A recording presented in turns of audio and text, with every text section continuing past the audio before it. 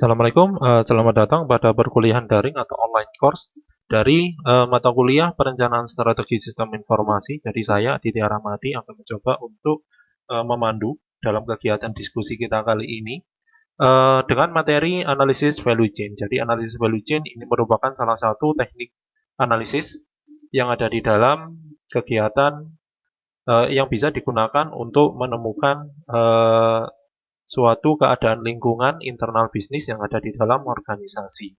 Yang nantinya analisis dari value chain ini akan menjadi input di dalam analisis SWOT. Nah, inputnya berupa apa? Inputnya berupa strength dan weakness. Oke, silakan mengikuti dari perkuliahan kali ini. Semoga bermanfaat. Oke, jadi untuk pembahasan yang pertama kita akan coba melihat tiga objek atau definisi dari tiga objek. Yang pertama adalah value chain, yang kedua adalah value stream, dan yang ketiga adalah value stream mapping. Nah, oke, kita akan bahas untuk poin yang pertama yaitu value chain. Nah, apa sih yang dimaksud dengan value chain? Definisi dari value chain itu adalah alur kolaborasi dari beberapa perusahaan yang melakukan kerjasama untuk dapat memenuhi kebutuhan pasar melalui delivery produk maupun layanan tertentu. Nah, itu merupakan definisi dari value chain. Oke, sekali lagi akan saya definisikan apa yang dimaksud dengan value chain, yaitu suatu alur kolaborasi dari siapa? Dari beberapa perusahaan, yang perusahaan ini melakukan kerjasama untuk bisa memenuhi apa? Untuk bisa memenuhi suatu kebutuhan pasar melalui suatu delivery, produk, maupun layanan tertentu. Nah, tujuan dari suatu value chain itu adalah untuk bisa meningkatkan nilai dari produk maupun layanan yang sudah ada, sehingga hasilnya nanti akan bisa mencapai keunggulan kompetitif dari organisasi. Harapannya adalah dengan menggunakan value chain, organisasi akan mendapatkan keunggulan kompetitif dengan cara untuk meningkatkan nilai dari produk maupun layanan yang sudah mereka miliki. Nah, jadi value chain ini itu akan mengintegrasikan aktivitas-aktivitas rantai supply atau supply chain pada sepanjang siklus hidup produk maupun layanan. Nah, contoh dari aktivitas supply chain yang diintegrasikan di dalam value chain itu antara lain identifikasi kebutuhan konsumen, produksi, distribusi, marketing, dan layanan purna jual. Jadi, 5 hal itu merupakan aktivitas-aktivitas rantai supply yang akan diintegrasikan di dalam suatu konsep yang dinamakan value chain. Oke, itu untuk poin yang pertama, yaitu definisi dari value chain. Untuk poin yang kedua, definisi dari value stream. Nah, value stream itu apa?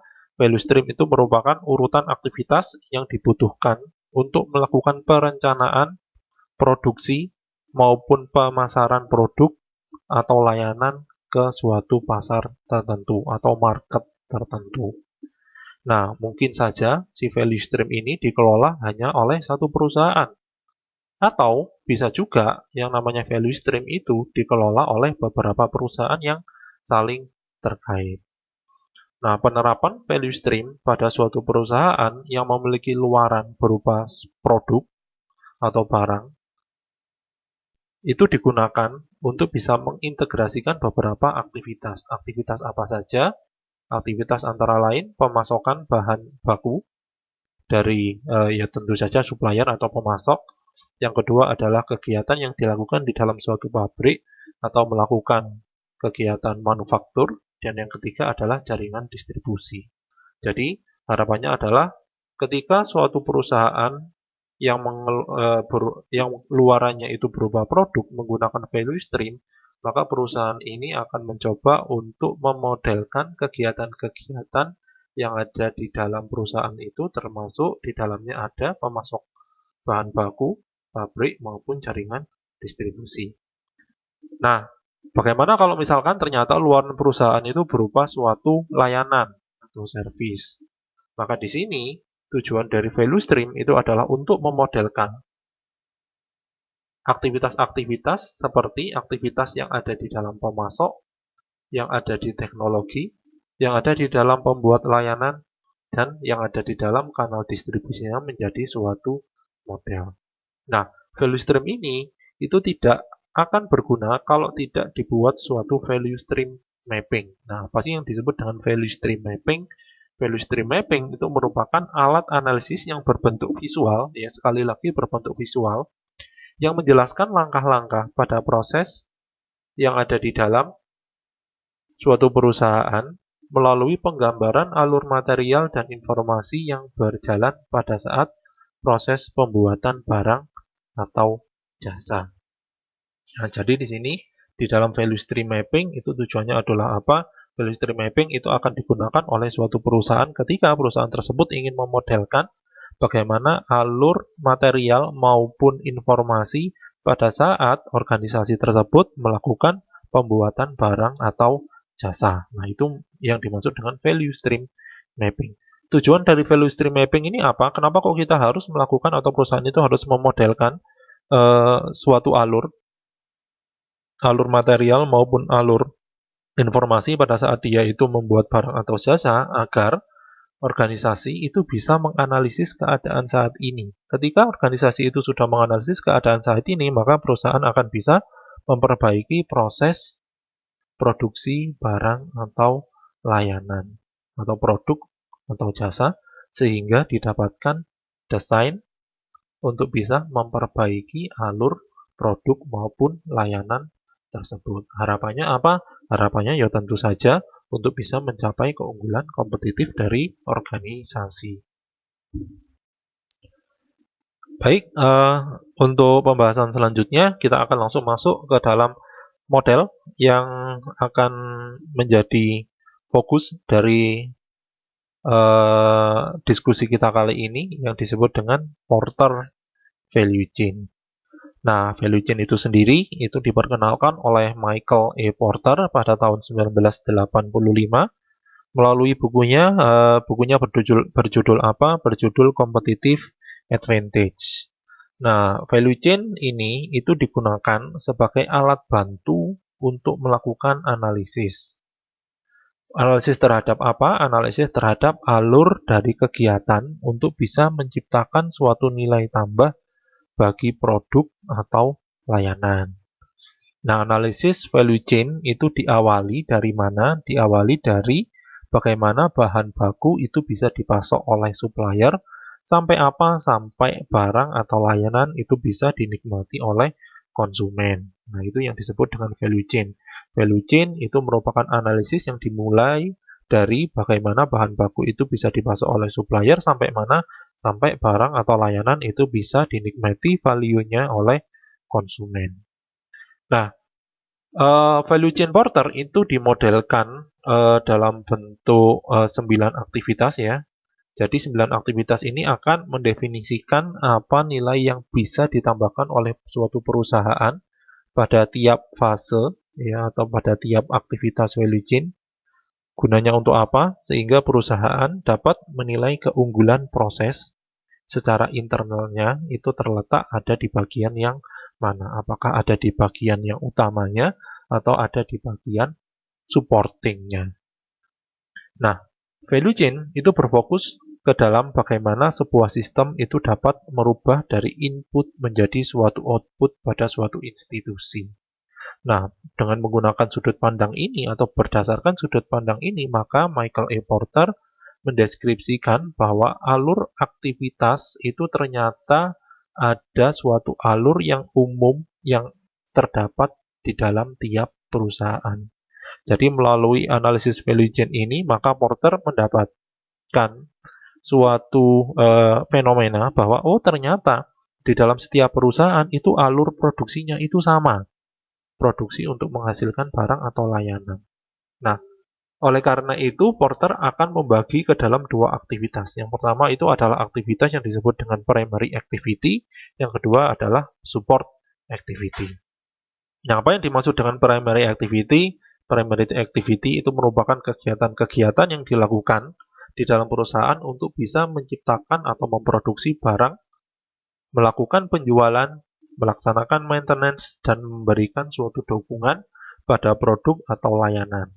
Nah, kegiatan untuk menciptakan atau memproduksi barang, melakukan penjualan, maintenance, atau memberikan suatu dukungan produk maupun layanan, itu istilahnya disebut dengan inbound logistik operation, outbound logistik, marketing and sales, serta services. Nah, itu yang ada di dalam primary activity. Sedangkan yang ada di dalam suatu kegiatan support activity itu dibagi menjadi 4. Yang pertama adalah procurement atau pengadaan. Yang kedua adalah implementasi teknologi atau yang dimaksud dengan teknologi development. Yang ketiga adalah human resource management atau yang dimaksud dengan pengelolaan human resource, pengelolaan sumber daya manusia, dan yang terakhir itu adalah infrastruktur. Nah, jadi kalau misalkan kita total antara primary activity maupun support activity-nya ternyata ada 9 aktivitas. Nah, implementasi 9 aktivitas ini itu akan menghasilkan suatu nilai. Hanya bisa menghasilkan nilai jika kita menganalisisnya secara terintegrasi. Ya, jadi harapannya adalah dengan menggunakan yang namanya value chain ini, maka kita akan mencoba untuk melakukan analisis secara integratif ke dalam 9 aktivitas, mulai dari inbound logistik, operation, outbound logistik, marketing and sales, services, itu yang ada di dalam primary activity. Di dalam support activity-nya ada procurement, technology development, setelah itu adalah human resource management, dan yang terakhir adalah infrastruktur. Nah, harapannya apa? Ketika kita sudah melakukan analisis secara terintegratif dari 9 aktivitas ini, harapannya adalah perusahaan bisa menghasilkan suatu margin. Nah, apa sih yang dimaksud dengan margin? Margin, nama lainnya itu adalah keuntungan atau profit. Nah, apa sih yang dinamakan dengan profit atau bagaimana sih cara kita mendapatkan suatu profit?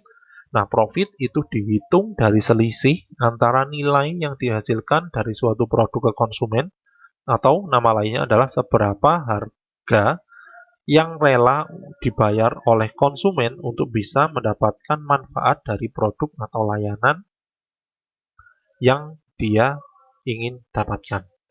Nah, jadi profit itu dihitung dari selisih antara poin yang pertama tadi dengan apa? Dengan total biaya produksi dari barang atau layanan yang sudah dikeluarkan oleh perusahaan.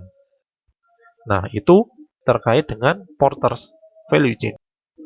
Oke, jadi untuk selanjutnya kita akan membahas tentang primary activity pada value chain. Nah, oke, kenapa kok disebut sebagai primary activity? 5 kegiatan ini mulai dari inbound logistik, operation, outbound logistik, marketing and sales, dan service, karena 5 aktivitas utama ini itu akan menjadi penyumbang profit yang paling utama bagi organisasi. Nah, jadi logikanya seperti ini. 5 aktivitas ini itu merupakan aktivitas yang bertujuan untuk menghasilkan produk atau layanan yang dapat dinikmati oleh konsumen. Maka, semakin puas konsumen dengan produk atau layanan yang dihasilkan oleh organisasi, maka otomatis semakin tinggi profit bagi organisasi. Oleh karena itu, 5 aktivitas ini itu merupakan aktivitas yang paling penting yang harus dikelola oleh organisasi. Nah, organisasi itu harus mengelola 5 aktivitas ini, mulai dari inbound logistik. Nah, apa yang dimaksud dengan inbound logistik? Inbound logistik itu merupakan suatu aktivitas atau proses yang bertujuan untuk menerima, menyimpan, mendistribusikan input untuk kemudian input tersebut akan dilakukan pengolahan sehingga bisa menjadi suatu barang yang memberikan nilai bagi konsumen. Nah, contohnya apa yang ada di dalam inbound logistik? Contohnya adalah penerimaan barang dari supplier. Yang kedua, melakukan inspeksi apakah kualitas barang yang sudah didapatkan dari supplier itu memenuhi standar tertentu. Yang ketiga adalah melakukan penyimpanan di dalam suatu warehouse. Yang keempat, melakukan retur kalau ternyata barangnya itu ternyata tidak sesuai dengan kualitas yang diharapkan.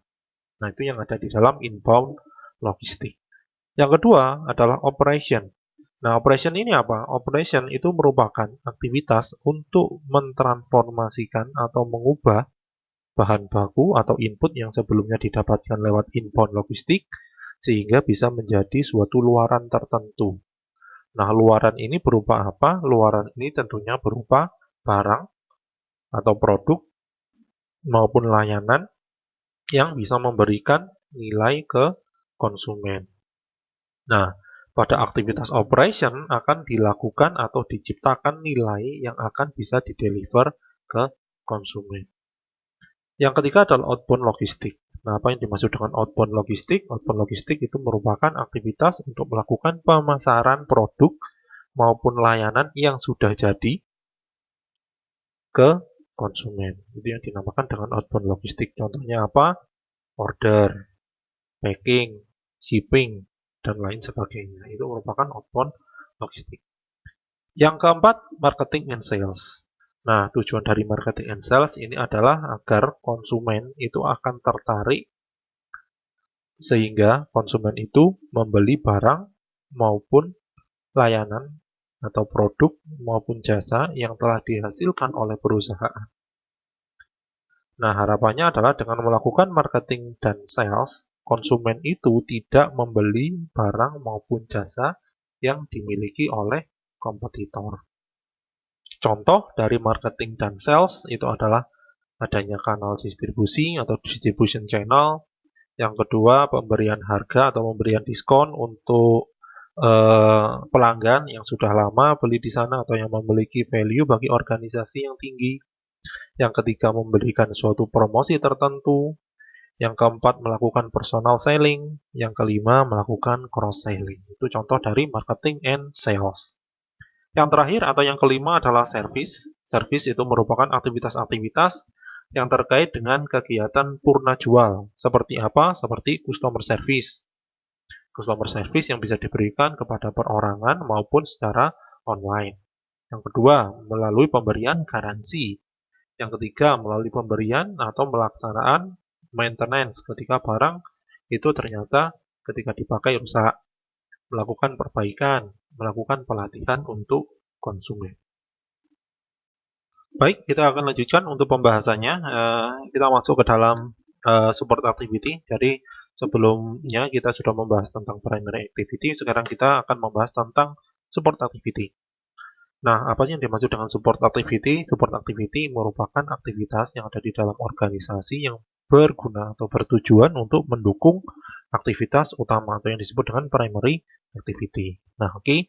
Jadi, kalau misalkan kita lihat pada diagram di dalam value chain, maka akan terdapat garis yang putus-putus yang menghubungkan antara support activity dengan primary activity. Nah, apa sih maksudnya dari garis yang putus-putus tersebut?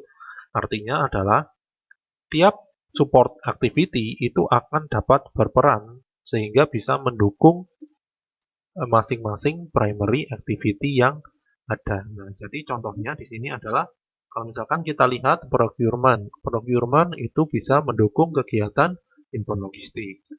Procurement juga bisa mendukung kegiatan outbound logistik. Procurement itu juga akan bisa mendukung kegiatan yang ada di dalam services. Nah, procurement berkolaborasi dengan teknologi development akan bisa mendukung kegiatan misalkan adalah operation seperti itu. Nah, itu yang dimaksud dengan garis putus-putus yang ada di dalam model value chain.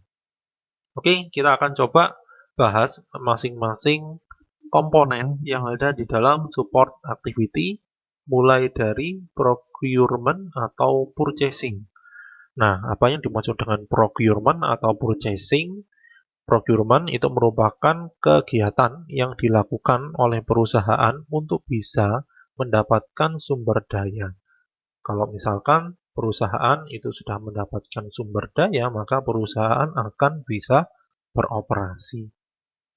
Nah, hal ini atau kegiatan procurement itu meliputi beberapa hal. Yang pertama itu adalah menentukan vendor atau pemasok. Yang kedua, melakukan negosiasi terhadap harga beli bahan baku yang dipatok oleh supplier. Nah, ada beberapa atau ada satu karakteristik dari procurement atau purchasing yang bisa membedakannya dengan inbound logistik. Karakteristiknya itu apa? Pada procurement itu khusus melakukan kegiatan pembelian selain pembelian bahan baku. Nah, contohnya seperti apa implementasi dari procurement ini? Misalkan kita petakan antara procurement dengan inbound logistik. Contohnya seperti apa? Contohnya adalah penyusunan prosedur pembelian bahan baku. Itu merupakan contoh dari keterkaitan antara procurement yang bisa mendukung kegiatan inbound logistik. Nah, bagaimana dengan procurement ketika digunakan untuk membantu kegiatan operation? Contohnya seperti pembelian atau pengadaan energi atau pengadaan listrik, serta pengadaan jasa, agar mesin-mesin yang ada di dalam suatu pabrik itu bisa beroperasi. Itu yang ada di dalam procurement hubungannya dengan operation. Nah, di sini ada beberapa contoh lagi yang mungkin bisa kita bahas. Contoh yang ketiga di dalam procurement itu adalah procurement ketika dihubungkan ke outbound logistik. Contohnya yaitu perusahaan membeli suatu truk untuk bisa memasarkan produk yang sudah dihasilkan organisasi tersebut. Itu yang ada di dalam procurement yang bisa membantu kegiatan outbound logistik. Procurement yang bisa membantu marketing and sales contohnya adalah pembelian alat untuk melakukan pemasaran produk atau layanan. Nah, procurement yang digabungkan dengan service contohnya adalah pembelian peralatan komunikasi bagi customer service. Nah, itu merupakan pembahasan dari procurement atau purchasing. Oke, kita lanjutkan ke human resource management. Nah, human resource management itu mengatur tentang apa? Human resource management itu mengatur tentang kegiatan-kegiatan untuk mengelola sumber daya manusia yang ada di dalam organisasi.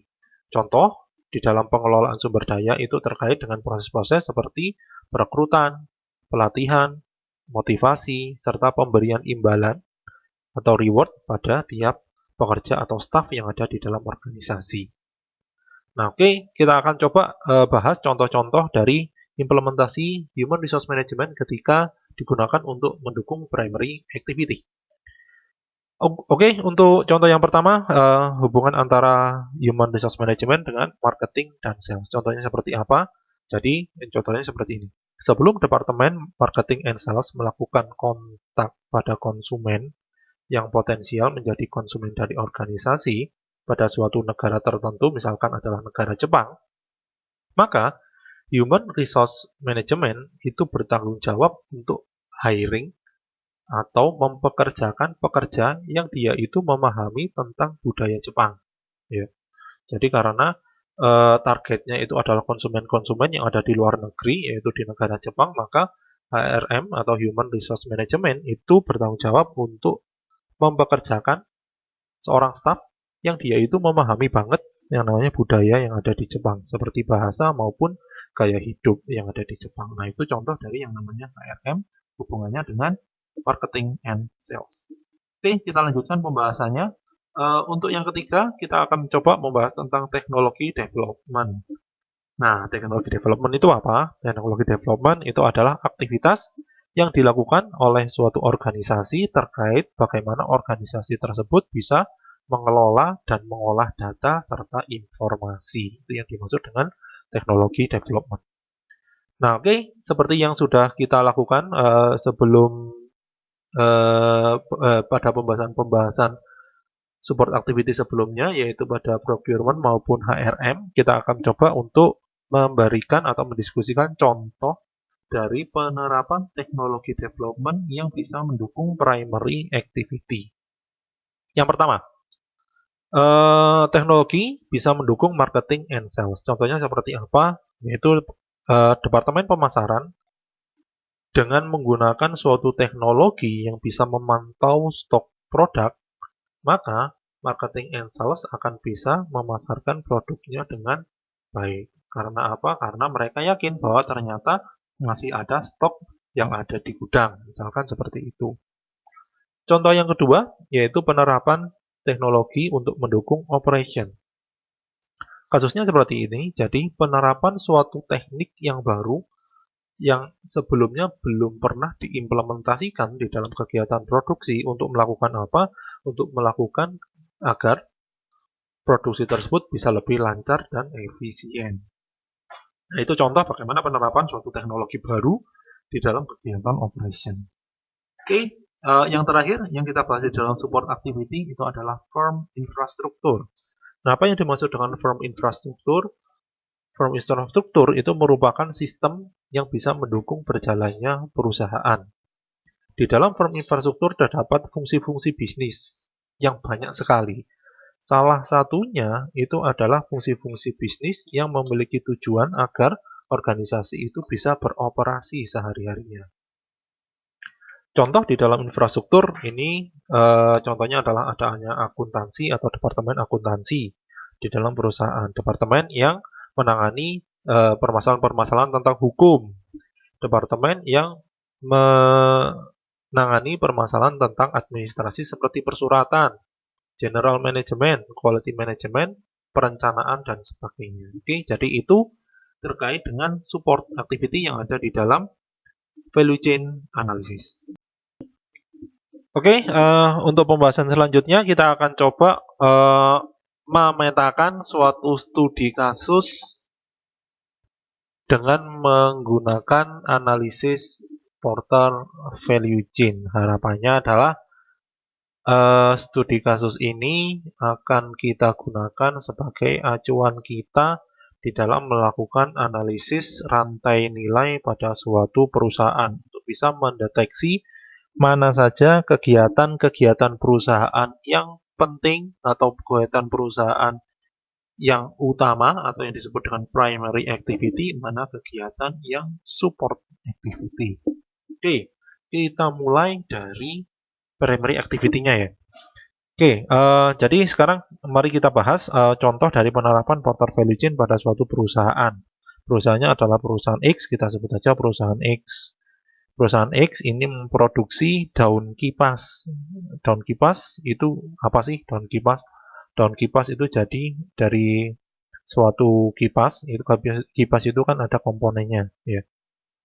Yang muter ya, yang berputar di dalam kipas itu merupakan daun kipas ya. Biasanya di dalam suatu kipas angin itu terdapat ada 5 atau 3 daun kipas. Nah, oke, perusahaan X ini merupakan perusahaan yang memproduksi daun kipas. Cuman bukan untuk kipas angin. Daun kipasnya itu digunakan untuk turbin pembangkit listrik tenaga angin ya. Nah, oke, jadi pertama kita akan bahas dulu primary activity.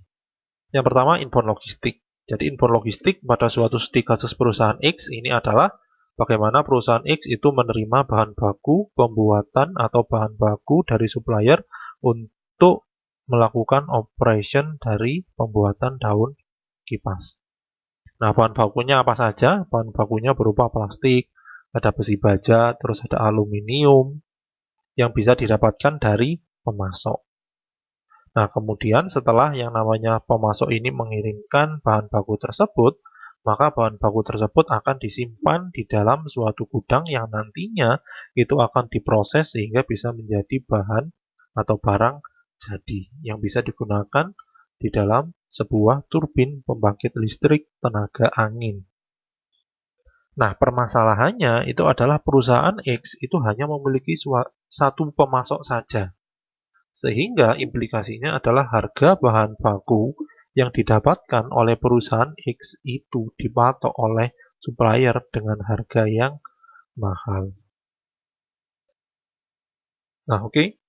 Itu contoh yang ada di dalam inbound logistik. Yang kedua, kita akan bahas untuk kegiatan selanjutnya atau aktivitas yang ada di dalam primary activity selanjutnya yaitu operation. Nah, di dalam operation, bahan baku yang sudah didapatkan oleh perusahaan X melalui kegiatan inbound logistik kemudian akan diolah menggunakan suatu proses pengolahan yang berstandar internasional sehingga menjadi suatu produk yang unggul sehingga dapat dipasang sebagai komponen yang sangat penting di dalam suatu turbin pembangkit listrik tenaga angin. Nah, itu contoh dari operation yang ada di dalam perusahaan X ini.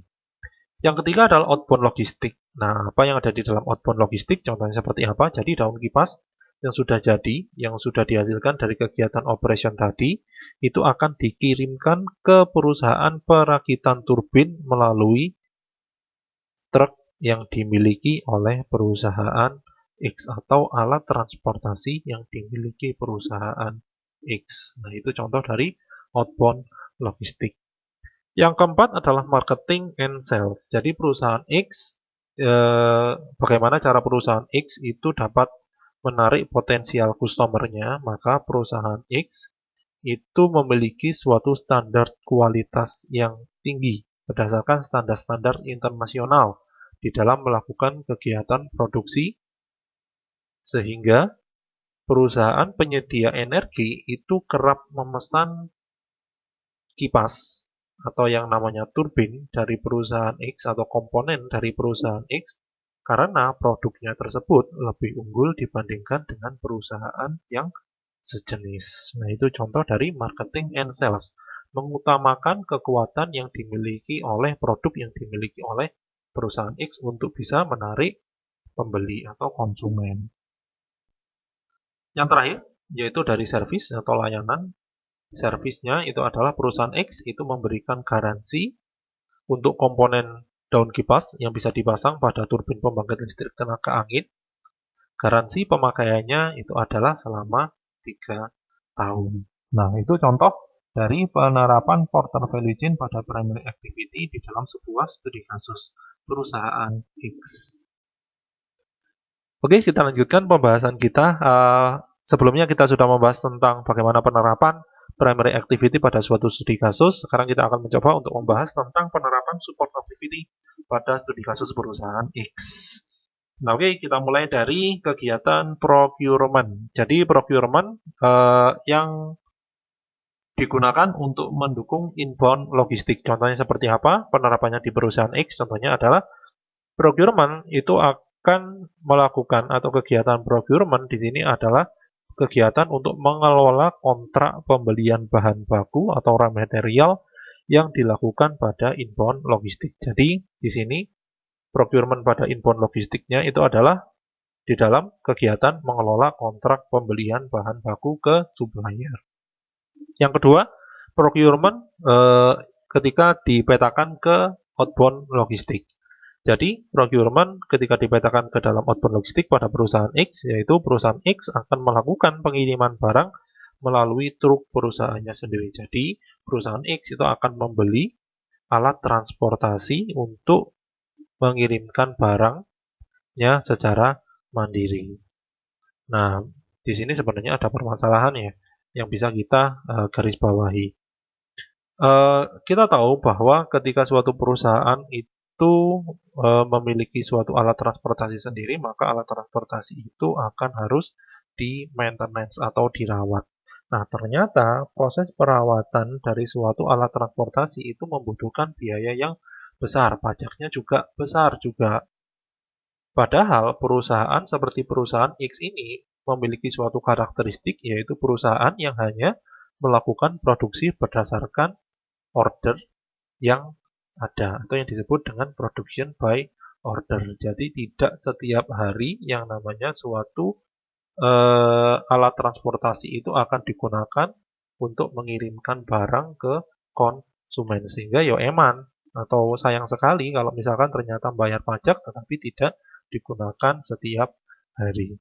Nah, solusinya apa? Solusinya adalah bisa saja yang namanya perusahaan X itu melakukan perjanjian atau membuat suatu perjanjian dengan perusahaan transportasi tertentu agar perusahaan transportasi itu mengirimkan produk-produk yang dihasilkan dari perusahaan X pada perusahaan perakit turbin. Nah, itu contoh dari penerapan outbound logistik.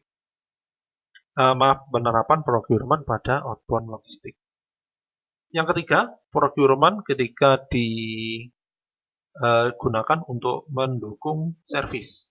Jadi di sini apa yang harus dilakukan atau pengadaannya seperti apa? Contohnya adalah menyusun prosedur perjalanan dinas bagi staf maintenance yang memberikan perawatan komponen-komponen yang ada di dalam turbin. Itu contoh dari hubungan antara procurement dan services.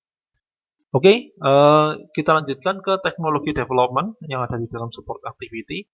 Kita akan coba petakan teknologi development ke inbound logistik terlebih dahulu. Nah, kegiatannya seperti apa ketika kita petakan antara teknologi development ke inbound logistik. Jadi adanya suatu teknologi yang bisa secara otomatis menghitung jumlah pemesanan daun kipas dari klien dengan kebutuhan bahan baku yang akan dibeli ke pemasok. Jadi adanya suatu teknologi untuk melakukan itu. Teknologi yang bisa mendukung supply chain antara perusahaan X dengan supplier. Itu merupakan contoh dari penerapan teknologi ke dalam inbound logistik. Penerapan teknologi pada operation contohnya seperti apa? Contohnya adalah menggunakan teknologi robot yang dilengkapi dengan artificial intelligence untuk melakukan manufaktur daun kipas sehingga tidak perlu lagi yang namanya kegiatan manufaktur itu dilakukan secara manual. Harapannya adalah agar kegiatan manufaktur itu lebih efisien dan menghasilkan suatu produk yang memiliki standar kualitas yang sama. Ya, itu yang ada di dalam penerapan teknologi di dalam operation. Yang ketiga, yaitu penerapan teknologi pada outbound logistik.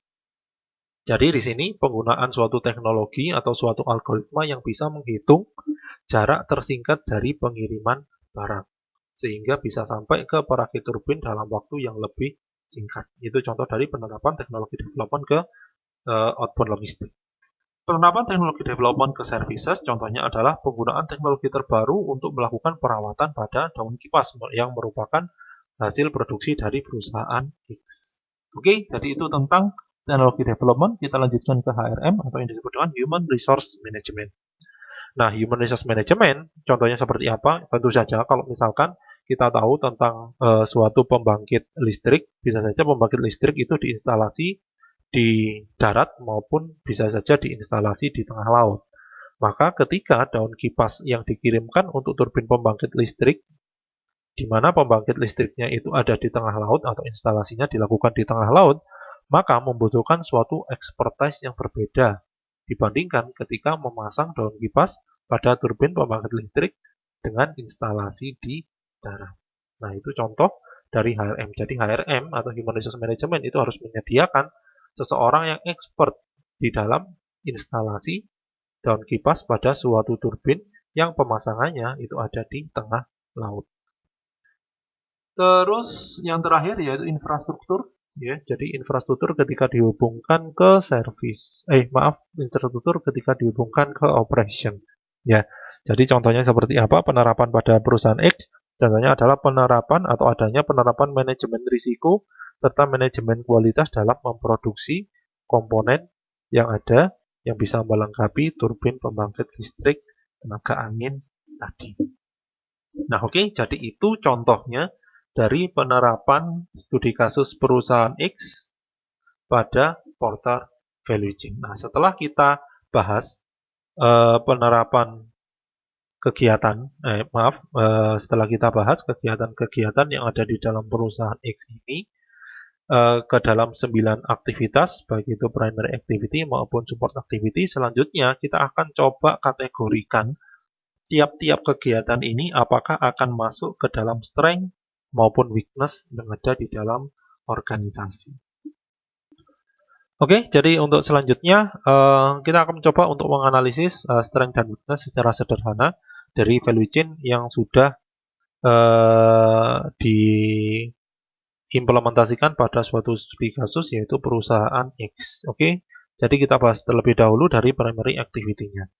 Nah, dari primary activity kita akan bisa mendapatkan 3 strength dan 2 weakness. Strength-nya apa saja atau kekuatannya apa saja? Kekuatannya itu adalah adanya proses pengolahan atau operasional yang berstandar internasional. Yang tentu saja ini akan menjadi kekuatan tersendiri yang dimiliki oleh perusahaan X dibandingkan dengan perusahaan yang sejenis. Yang kedua, strength-nya itu adalah adanya standar dan kualitas produk yang tinggi. Ya, tentu saja ya, dengan proses pengolahan yang sesuai dengan standar internasional, maka harapannya itu adalah hasil atau produknya itu akan memiliki suatu kualitas yang tinggi. Strength yang ketiga itu adalah adanya garansi untuk produk, yaitu garansi pemakaian selama 3 tahun. Oke, itu terkait dengan kekuatan yang ada di dalam primary activity. Sedangkan untuk kelemahannya itu ada di mana? Kelemahannya ya tentu saja yang pertama itu ada di dalam inbound logistik, yaitu si perusahaan X ini hanya memiliki satu pemasok. Sehingga implikasinya apa? Karena cuma memiliki satu pemasok, maka pemasok tersebut akan bebas menentukan harga dari bahan baku yang akan dijadikan sebagai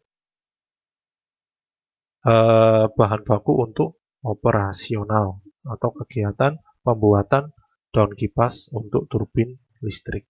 Iya, jadi weakness-nya itu adalah karena hanya ada satu supplier, maka supplier tersebut bisa mematok dengan harga yang tinggi. Yang kedua, weakness-nya adalah proses pengiriman, yaitu outbound logistik. Proses pengiriman, seperti yang sudah kita bahas, itu masih ditangani sendiri oleh perusahaan. Sehingga kalau misalkan terjadi risiko pada kegiatan pengiriman, ya tentu saja pengiriman tersebut atau risiko tersebut akan ditanggung oleh perusahaan X itu sendiri. Jadi itu tadi yang sudah kita bahas dari analisis strength dan weakness sederhana dari primary activity. Sekarang kita akan coba untuk membahas yang ada di dalam support activity. Nah, oke. Kalau misalkan kita bahas dari support activity, ternyata terdapat ada 4 strength dan 1 weakness yang bisa kita temukan dari penerapan studi kasus pada perusahaan X dengan menggunakan value chain analysis. Nah, strength-nya itu apa saja? Strength yang pertama itu adalah adanya prosedur maintenance yang jelas, sehingga orang atau staff ketika ingin melakukan maintenance atau expert yang ada di dalam yang menangani kegiatan maintenance ketika melakukan kegiatan perawatan barang atau perawatan daun kipas tersebut, maka akan bisa melakukannya dengan baik karena sudah ada prosedurnya. Itu yang pertama, yaitu yang ada di dalam strength. Kekuatan yang kedua di dalam support activity yaitu penggunaan teknologi yang diimplementasikan untuk beberapa aktivitas, yaitu operation, outbound, maupun services. Yang ketiga adalah adanya ahli untuk melakukan instalasi offshore, sehingga ketika ada permintaan dari klien untuk melakukan instalasi turbin secara offshore, maka perusahaan ini akan bisa ikut andil di dalamnya. Yang keempat, strength-nya itu adalah penerapan manajemen kualitas dan manajemen risiko, sehingga ketika manajemen kualitas dan risiko ini diterapkan pada kegiatan produksi atau operation, maka hasil dari kegiatan produksi tersebut akan bisa dipertanggungjawabkan atau memiliki kualitas yang cukup tinggi. Namun di sini kita memiliki atau kita mendapati ada satu weakness di dalam support activity, yaitu kegiatan pengadaan alat transportasi yang memakan banyak biaya. Karena apa? Ya karena dikelola oleh perusahaan itu sendiri. Solusinya seperti apa? Solusinya sudah kita diskusikan pada pembahasan sebelumnya, yaitu dengan melakukan outsourcing untuk kegiatan transportasi barang dari perusahaan X ke perusahaan perakitan turbin listrik tenaga angin. Jadi untuk pembahasan yang terakhir, kita akan memetik lesson learn serta kritik yang disematkan oleh beberapa peneliti terhadap Porter value chain ini. Oke, jadi untuk yang pertama kita akan bahas dulu tentang lesson learn. Jadi yang pertama atau poin yang pertama, jika suatu perusahaan itu ingin tetap eksis pada suatu pasar, maka yang harus dilakukan itu apa? Yang harus dilakukan itu adalah perusahaan tersebut harus melakukan analisis terhadap 9 aktivitas pada value chain itu secara berkelanjutan. Ya. Jadi harus dilakukan analisis secara berkelanjutan. Harapannya apa? Ketika dilakukan analisis secara berkelanjutan, maka suatu perusahaan akan semakin paham terkait dengan kegiatan internalnya, itu kekuatannya ada di mana, kelemahannya ada di mana. Sehingga ketika organisasi itu mengetahui apa yang ada di dalam dirinya sendiri, dia akan mengetahui pemetaan antara dirinya dengan kompetitor yang ada. Sehingga bisa ditentukan suatu strategi tertentu dari sebuah organisasi. Itu yang pertama, lesson learn-nya. Lesson learn yang kedua atau poin yang kedua yaitu prioritas dari konsumen itu tentu saja akan berubah mengikuti perkembangan zaman atau perkembangan teknologi yang ada. Dan terakhir di sini, lesson yang terakhir itu adalah suatu perusahaan itu harus melaksanakan yang dinamakan dengan continuous evaluation. Kenapa kok harus dilakukan suatu continuous evaluation?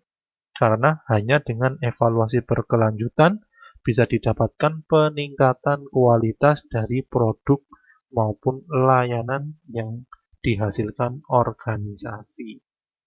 Itu terkait dengan lesson learned. Sedangkan kritik yang disematkan oleh beberapa peneliti terhadap Porter Value Chain ini akan kita bahas menjadi ada 5 poin ya. Yang pertama adalah model disusun pada tahun 80-an. Yang kedua adalah strukturnya itu rigid. Yang ketiga adalah posisi perusahaan, itu defensif. Yang keempat, inovasi secara berkelanjutan. Dan yang kelima itu adalah statik. Oke, mari kita bahas untuk satu persatu kritik yang ada. Yang pertama adalah model. Ya, kita tahu ya, bahwa model ini disusun pada tahun 1985. Ya, pada tahun 80-an, pertengahan tahun 80-an. Kita harus paham bahwa perusahaan-perusahaan pada pertengahan tahun 80-an, terutama perusahaan besar yang ada di Amerika Serikat, itu memiliki suatu karakteristik tertentu. Karakteristiknya apa? Karakteristiknya adalah perusahaan-perusahaan besar itu biasanya perusahaan yang memproduksi barang yang dapat dipasarkan secara masif, atau yang dimaksud dengan produce to stock. Perusahaan memproduksi suatu barang untuk bisa dipasarkan ke orang banyak. Itu merupakan karakteristik dari perusahaan pada tahun 80-an. Nah, apakah tetap bisa diterapkan yang namanya Porter Value Chain ini pada perusahaan dengan karakteristik modern seperti sekarang? Ya bisa saja. Ya, bisa saja. Namun, kita harus paham bahwa karakteristik perusahaan modern itu ternyata memiliki perbedaan dibandingkan dengan karakteristik perusahaan pada tahun 80-an. Karakteristik perusahaan sekarang atau saat ini itu adalah perusahaan-perusahaan besar itu merupakan perusahaan yang memproduksi barang itu berdasarkan pesanan.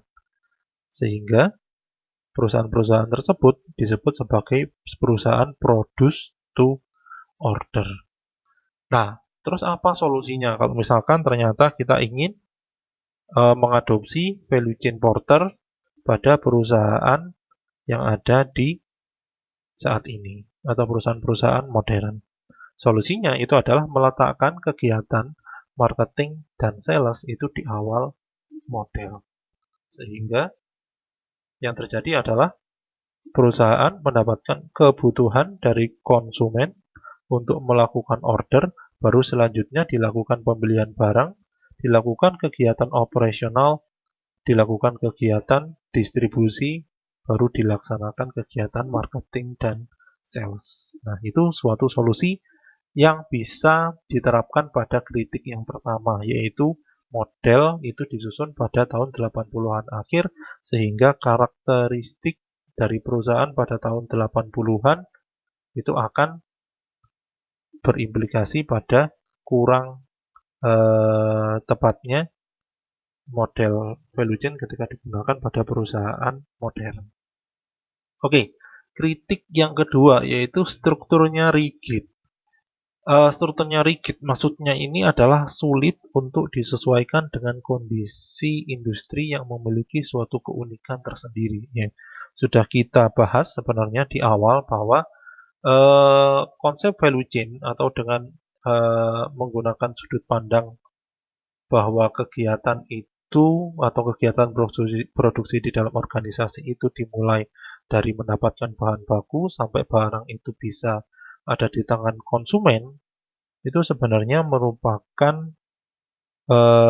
itu akan berimplikasi pada setiap kegiatan dari perusahaan itu pasti akan dilakukan dengan cara yang sama. Ya. Nah, permasalahannya adalah kalau perusahaan modern, perusahaan-perusahaan yang ada di era sekarang itu ternyata memiliki kegiatan yang bermacam-macam. Yang pasti antara satu dengan yang lain itu memiliki keunikan tersendiri. Nah, itu terkait dengan kritik yang kedua. Terkait dengan kritik yang ketiga yaitu posisi perusahaan defensif. Jadi di sini penggunaan yang namanya value chain itu memiliki suatu tendensi. Tendensi untuk apa? Untuk bisa diterapkan pada organisasi yang memiliki strategi defensif.